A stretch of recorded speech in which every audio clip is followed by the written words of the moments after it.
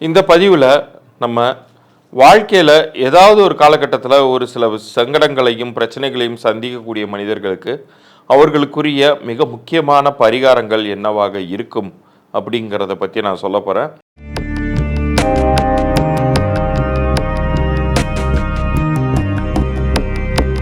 ரகசிய உண்மைகள் சேனல் நேயர்களுக்கு எண்ணியல் நிபுணர் சதீஷ் ராவின் வணக்கங்கள். இந்த பதிவை முழுசாக கேட்டுட்டு வாங்க. இது பெரிய அளவுக்கு உங்கள் லைஃப்பில் ஒரு க்ரீன் சிக்னலை தரலாம். உங்கள் லைஃப்பில் எந்த விஷயத்தில் நீங்கள் ஸ்டக்கப் ஆகியிருந்தீங்களோ அதுலேருந்து உங்களை விடுவிக்கக்கூடிய பதிவாக இது இருக்க போகுது.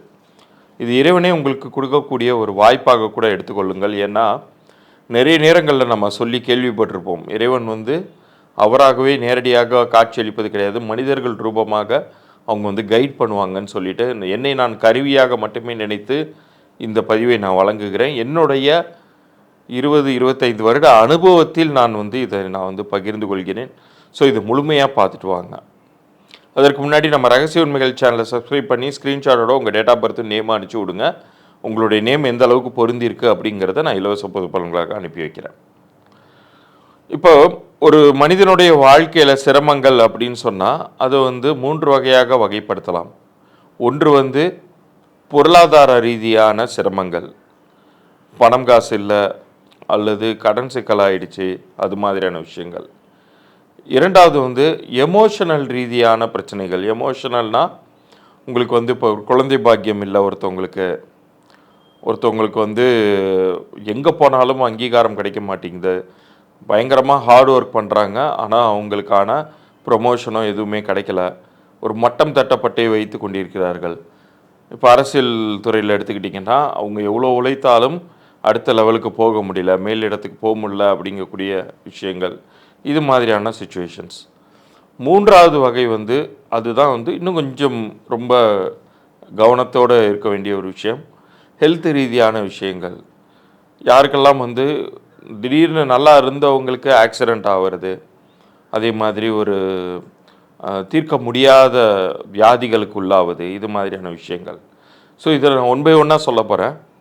முதல்ல பணம், பொருளாதார ரீதியான விஷயங்கள். ஏன்னா இது ஒன்று இருந்துச்சுன்னா மற்ற ரெண்டுத்தையும் சரி கட்டலாம் அப்படிங்கக்கூடிய உலகத்தில் தான் நம்ம வாழ்ந்துக்கிட்டு இருக்கோம் இல்லையா. அதனால் அதை நம்ம ஃபஸ்ட்டு பாயிண்ட்டாகவே எடுத்துகிட்டு சொல்கிறேன். பொதுவாகவே பொருளாதார ரீதியாக சிரமப்படக்கூடிய அம்சம் ஒருத்தருக்கு இருக்குன்னாலே உங்கள் தேதியிலையோ உங்கள் பெயர்லையோ உங்கள் தேதியின் கூட்டு எண்லையோ கவனித்து பார்த்தீங்கன்னா சர்ப்ப கிரகத்தின் ஆதிக்கம் சம்மந்தப்பட்டிருக்கும். 8, 17, 26, 4, 13, 22, 31 இது போன்ற எண்கள்லாம் நிறைய சம்மந்தப்பட்டிருக்கும். 7, 16, 25. இப்போ நான் சொன்ன இந்த 3 செட் ஆஃப் நம்பர்ஸ் சம்மந்தப்பட்டிருந்தால் நிச்சயம் அது ஃபினான்ஷியலாக உங்களை பயங்கரமாக தாக்கும். அது நிறைய கடன் சிக்கல்களில் உழக்கூடிய நபர்களாகவும் மாற்றி விட்டுரும். சில பேருக்கு பார்த்திங்கன்னா அவங்க பிறந்து தேதி ரொம்ப நல்லா அமைஞ்சிருக்கும், தேதியும் சரி கூட்டு எண்ணும் சரி, ஆனால் பெயர் அவங்களுக்கு இப்போ இந்த சர்ப்பகிரகங்களின் ஆதிக்கத்தில் மாட்டி அவங்கள சிரமத்திற்கு உள்ளாக்கி இருக்கும். உங்களுக்கான மிக தகுந்த பரிகாரம் அப்படிங்கிறது, எண்கணித பரிகாரம்ங்கிறது நான் எப்போதுமே சொல்லக்கூடியது தான், அது நான் கடைசி பாயிண்ட்டாக வரேன். பட் நீங்கள் முதல்ல நீங்கள் செய்ய வேண்டிய ஒரு விஷயம், முடிந்தவரை பதற்றம் அடையாமல், ஏன்னா பொருளாதார ரீதியாக யாருக்கு ஒருத்தவங்களுக்கு சிரமம் இருக்கோ முதல்ல மைண்டு ஒரு ரிலாக்ஸ்டாக இருக்காது, திங்க் பண்ண விடாது நம்ம மைண்டு.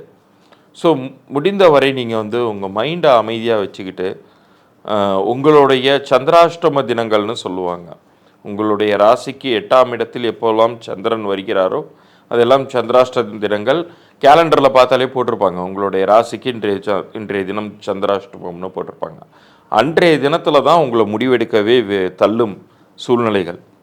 நீங்கள் வேணால் கவனித்து பாருங்கள், இந்த பணங்காசு விஷயத்தில் மாட்டியிருக்கிறவங்க, பொருளாதார சிக்கல்களில் இருக்கிறவங்க கரெக்டாக பார்த்தீங்கன்னா இந்த சந்திராஷ்டம தினத்தில் ஒரு கடங்காரன் வீட்டுக்கு முன்னாடி நிற்பதோ அல்லது அதே போன்ற ஒரு அந்த தினங்களில் உங்களுக்கு ரொம்ப நெருக்கடி அதிகமாகுவதோ முத்துவதோ இதெல்லாம் இருக்கும். ஸோ முடிந்தவரை நீங்கள் சித்தர் வழிபாடு நிறையா பண்ணணும். உங்கள் வீட்டில் அருகில் இருக்கக்கூடிய ஜீவ சமாதிகளுக்கு, அது எந்த ஒரு சித்தருடைய குருவோடைய ஸ்தலமாகவும் இருக்கலாம், அப்படி அது கூட இல்லையா நீங்கள் ஷீரடி சாய்பாபா போன்ற மகான்களுடைய ஆலயம் இப்போ நிறைய இடத்துல உருவாயிடுச்சு. அங்கே நீங்கள் போய் மனம் ஒன்றி அவங்கள்ட்ட பிரார்த்தனை பண்ணலாம். ஸோ முதல்ல உங்களுக்கு கிடைக்கக்கூடிய ஒரு ரிலீஃப் என்னவாக இருக்கும்னா, உங்களுக்கான வழியை வந்து அவங்க காண்பிப்பாங்க. நான் இந்த பதிவை ஆரம்பிக்கும் போதே சொன்னேன், இறைவன் வந்து வேறு சில கைடன்ஸ் வந்து கொடுத்துக்கிட்டே இருப்பார். அவருடைய கருவிகளாக ஆக்கியிருக்கக்கூடிய மனிதர்கள் மூலமாக நிறைய விஷயங்களை கைட் பண்ணிக்கிட்டே இருப்பார்.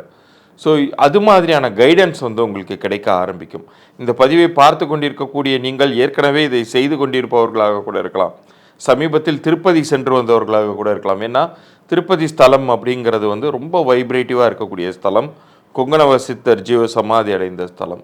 ஸோ அது போன்ற இடங்களுக்கு சென்று வரும் பொழுது உங்களுடைய மைண்டில் இவ்வளோ நாள் என்ன செய்தால் அது ரிலீஃப் ஆகும் இந்த ஃபினான்ஷியல் ப்ராப்ளம் அப்படிங்கிற விஷயத்தை வந்து உங்களுக்கு உங்களுடைய எண்ணங்களே பிளைண்ட் ஸ்பாட்டாக மறைச்சிக்கிட்டு இருக்கும், பிளாக் பண்ணிக்கிட்டு இருக்கும்.